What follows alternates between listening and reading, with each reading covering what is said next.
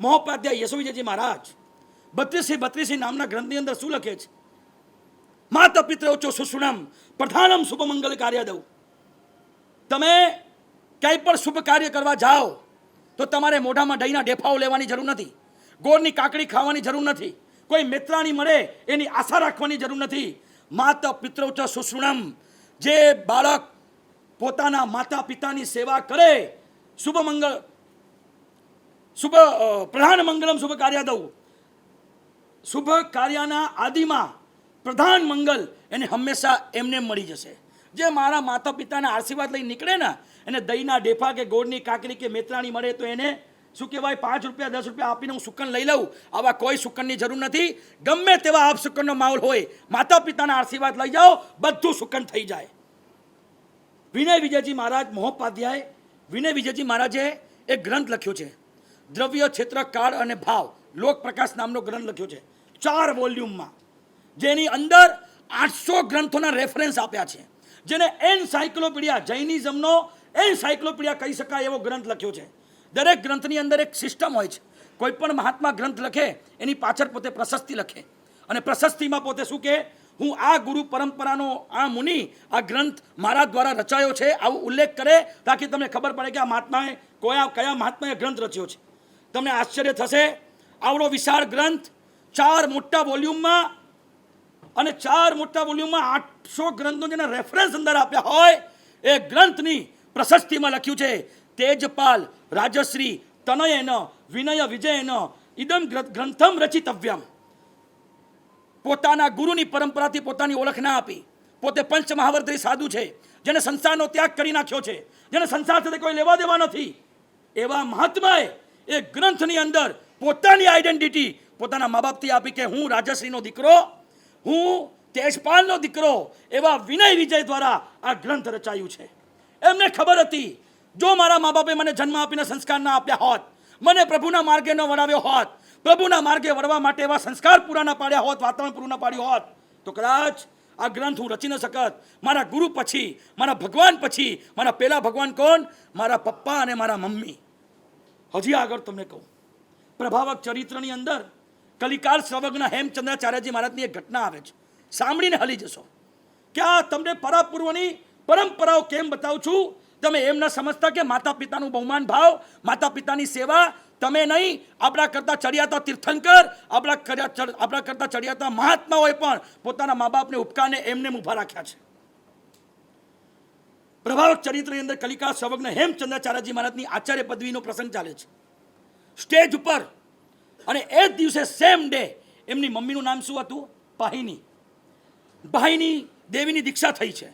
પહેલા દીક્ષાની વિધિ પતી, ત્યારબાદ હેમચંદ્રાચાર્યજી મહારાજની આચાર્ય પદવીની વિધિ હવે ચાલુ થવાની છે. આખો સંઘ હકડેઠક ભરાયેલો છે, બહુ મોટું ભવન, ત્યાં એક માણસને ઊભા રહેવાની જગ્યા નથી, અને સ્ટેજ ઉપર મમ્મીની દીક્ષા પતી ગયા પછી, પાહિની દેવીની દીક્ષા થઈ ગયા પછી, કલિકાળ સર્વજ્ઞની હેમચંદ્રાચાર્યજી મહારાજ, જેમણે પોતાના જીવનમાં 3.5 કરોડ શ્લોક રચ્યા છે, એવા દિગ્ગજ મહાત્મા એક લીંબુ ઉછાળે અને નીચે આવે ત્યાં સુધી નવા 7 શ્લોકની રચના કરી નાખે એવી તાકાત ધરાવનારા તીવ્ર મેધાવી, જેમને કલિકાળના સર્વજ્ઞ મનાતા હતા, એવા હેમચંદ્રાચાર્યજી મહારાજ પોતાની મમ્મીને દીક્ષા આપ્યા પછી આચાર્ય પદવી વિધિ પૂર્વે સ્ટેજ આગળ આવે છે. સંઘને હાથ જોડીને કહે છે, આ 24 સંઘને મારે 2-3 વિનંતીઓ કરવી છે. સંઘને યોગ્ય લાગે તો મારી વિનંતીને માન આપજો. મારે વિનંતી એટલી જ કરવી છે, મારી માતા હવે સાધ્વીજી બની ગયા છે. હવે એ મારી માતા નથી, હવે મારી માતા સાધ્વીજી છે. બંને હવે એક જ પોસ્ટ પર છીએ. હું પણ પંચમહાવ્રતધારી છું, હવે મારી માતા પણ પંચમહાવ્રતધારી છે.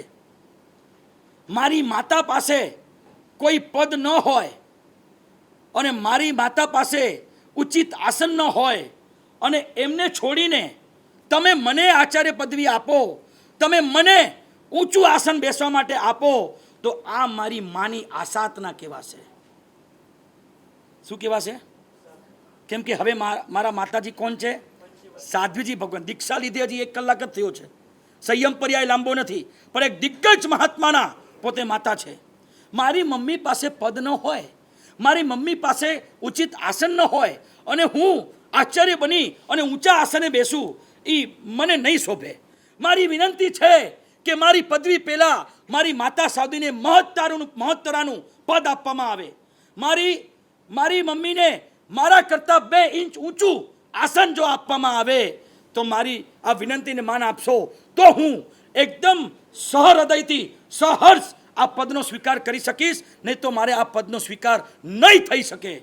અને સંઘે કલિકાલ સર્વજ્ઞ હેમચંદ્રાચાર્યજી મહારાજની આ વિનંતી સ્વીકારી અને સંઘે ઊભા થઈને એમના માતા સાધ્વીને મહત્તરાનું પદ આપ્યું અને 2 ઇંચ ઊંચું આસન એમને પ્રદાન કર્યું.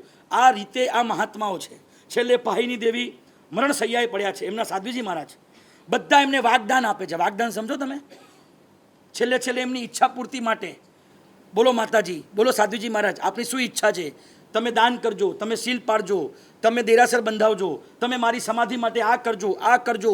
બધા શ્રાવક શ્રાવિકાઓ ઘેરી વળ્યા છે. સાધ્વીજી ભગવાન, આપના વાગદાનમાં હું શું કરું? આપના વાગદાનમાં હું શું કરું? સાધ્વીજી ભગવાન. પણ સાધ્વીજી ભગવાનના ચહેરામાં રોનક નથી. સાધ્વીજીના ચહેરામાં, માતા સાધ્વીના ચહેરામાં જ્ઞાન છે. એકદમ મોઢું વિલખું બની ગયું છે. એટલે કોઈક શ્રાવકે પૂછ્યું કે સાધ્વીજી મહારાજ, અમે બધા જ તમારી સમાધિ માટે આટલું સ્વીકારી રહ્યા છે, છતાંય તમારા ચહેરા પર રોનક નથી. ત્યારે માતા સાધ્વીજીએ એક સરસ મજાનો બાણ છોડ્યો.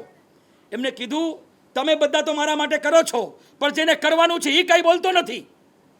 એ તો કંઈ બોલતો નથી, દગો ચૂપચાપ બેઠો છે. કલિકાળ સર્વજ્ઞ હેમચંદ્રાચાર્યજી મહારાજને સમજતા વાર ન લાગી. તરત આગળ આવ્યા, બોલો ને માતાજી, હું શું વાગદાનમાં આપું? એ તો તમને ખબર, તમે શું આપશો? ત્યારે કલિકાળ સર્વજ્ઞ હેમચંદ્રાચાર્યજી મહારાજે કીધું કે માતાજી, હું વાગદાનમાં 3.5 લાખ શ્લોક નવા રચના કરીશ આપની સમાધિ માટે. 3.5 લાખ નહીં, આ વાગદાનમાં આપ્યું ગુરુજી. 3.5 લાખ શ્લોક રચના કરીને, તમને ખ્યાલ છે, ત્રિષષ્ઠી સલાકા પુરુષ ચરિત્ર આ વાગદાનમાં 3.5 લાખ આપ્યા છે. 3.5 કરોડ તો જીવનમાં રચ્યા. એટલે તમે આ બધું મિસ્ટેક નહીં કરતા, અમારે મિસ્ટેક થઈ રહી છે. 3.5 કરોડ જીવનમાં એમણે પોતે રચ્યા, પણ માત્ર મારી માતાજીને સાધ્વીજીની સમાધિ નિમિત્તે હું 3.5 લાખ શ્લોકની રચના કરીશ. અને 3.5 શ્લોકની રચનાની શરૂઆત એમને ત્રિષષ્ઠી સલાકા પુરુષ ચરિત્રથી કરી અને એમને ઘણા ગ્રંથો રચીને માતાજીની સાધ્વી માટે એમણે 3.5 લાખની રચના કરી. આવા પરાપૂર્વની તમે વાતો કરું ને તો તમને એમ લાગે કે ખરેખર કે ઠેઠ મહાવીર સ્વામી, મલ્લીનાથ, આ બધાથી તમે આમ જોતા આવો, તીર્થંકર માટે પણ માતા પિતા પૂજ્ય છે, મોટા મોટા યુગ પ્રધાનો માટે પણ માતા પિતા પૂજ્ય છે, મોટા મોટા દિગ્ગજ મહાત્માઓ માટે પણ માતા પિતા પૂજ્ય છે. તો તમે અને હું કઈ ખેતની મૂડી છો કે આપણે મા બાપને સાઈડમાં કરી દઈએ છીએ? આપણે મા બાપને કંઈ ગણતા જ નથી. મા બાપના ઉપકારો તમારા નજરમાં આવતા જ નથી.